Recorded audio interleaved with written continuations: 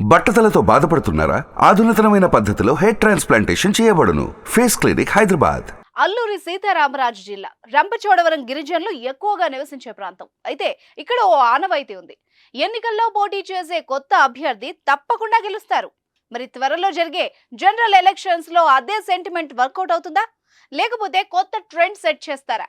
చూద్దాం.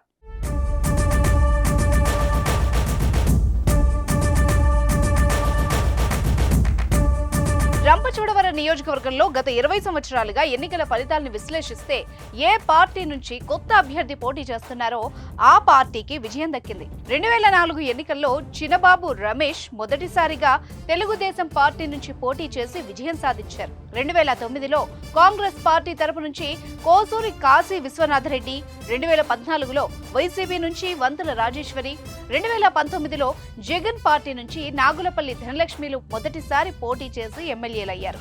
గత 20 సంవత్సరాల ట్రెండ్ పరిశీలిస్తే అభ్యర్థి రెండవసారి విజయం సాధించిన దాఖలాలు లేవు. అదే వ్యూహంతో తెలుగుదేశం పార్టీ ఈసారి కొత్త అభ్యర్థిని తెర మీదకు తెచ్చిందా అనిపిస్తోంది.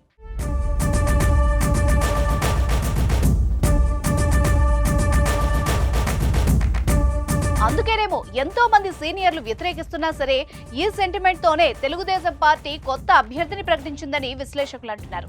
అంతేకాదు గత 25 సంవత్సరాలుగా పోటీ చేయని అతిపెద్ద సామాజిక వర్గమైన కోయదొర నుంచి వ్యూహాత్మకంగా అభ్యర్థిని ఎంపిక చేసింది. గత 2 ఎన్నికల్లో నియోజకవర్గంలో వైసీపీ విజయానికి ప్రధాన కారణమైన క్రైస్తవ ఓటు బ్యాంకును ఆకర్షించేందుకు టీడీపీ అభ్యర్థి భర్త కూడా క్రైస్తవ వాల్మీకి చెందడం గమనార్హం. నియోజకవర్గంలో ఉన్న కాపు సామాజిక వర్గం అనంతబాబును కాదని తెలుగుదేశం వైపు తిరిగితే ఇది తెలుగుదేశం పార్టీకి కలిసొచ్చే అంశం అవుతుంది. గత ఎన్నికల్లో జనసేన మద్దతుతో పోటీ చేసిన సిపిఎంకు 18,000 ఓట్లు వచ్చాయి. 2014లో సిపిఎంకు 5,000 ఓట్లు వచ్చాయి. అంటే 13,000 ఓట్ల బ్యాంకు జనసేన ఖాతాలో ఉన్నట్టేనని విశ్లేషకులు అంచనా వేస్తున్నారు. ఇది కూడా తెలుగుదేశం పార్టీకి ప్లస్ అయ్యే అవకాశం ఉంది. జీవో నెంబర్ 3 అంశంపై గిరిజన యువతలో ఎక్కువ మందికి వైసీపీపై అసంతృప్తి ఉన్నట్టు తెలుస్తోంది. విలీన మండలాల్లో పోలవరం ప్యాకేజీపై అసంతృప్తి ఉందని, ఇవన్నీ టీడీపీకి కలిసొచ్చే అంశాలని అనలిస్టులు అంటున్నారు. అయితే వైసీపీ నుంచి బయటకొచ్చి టీడీపీలో కొనసాగుతున్న వంతుల రాజేశ్వరి వర్గం అసంతృప్తితో ఉన్నట్టు తెలుస్తోంది. తమ నేతకు మాట మాత్రమైనా చెప్పకుండా టీడీపీ అభ్యర్థిగా మిరియాల శిరీషను ప్రకటించడమే ఇందుకు కారణం. ఇక వైసీపీ విషయానికి వస్తే ఈ నియోజకవర్గంలో ఎమ్మెల్సీ అనంతబాబు చరిష్మానే నమ్ముకుంది. ఏజెన్సీ ప్రాంతంలోని గిరిజనేతరులలో తిరుగులేని నాయకుడిగా ఎదిగిన అనంతబాబు మీదే జగన్ పార్టీ ఆధారపడి ఉందని చెప్పొచ్చు.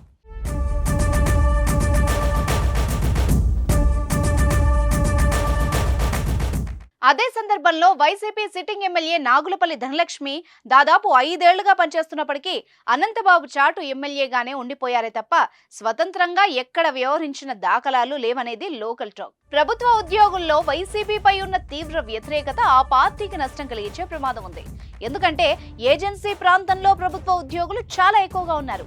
మైదాన ప్రాంతాల కంటే ఎక్కువ సంఖ్యలో ఈ ప్రాంతంలో ఉద్యోగులున్నారు. అయితే టీడీపీలో సీనియర్లు సహకరించకపోతే ప్రస్తుతం అభ్యర్థి విజయం సాధించగలరా? ప్రజల్లో ప్రస్తుతం తెలుగుదేశం వైపు వస్తున్న గాలి తెలుగుదేశం పార్టీ అభ్యర్థి శిరీషను గెలిపిస్తుందా? అంగన్వాడీ టీచర్గా పనిచేసిన అనుభవం ఉన్న శిరీషకు ఎన్నికల్లో కలిసి వస్తుందా?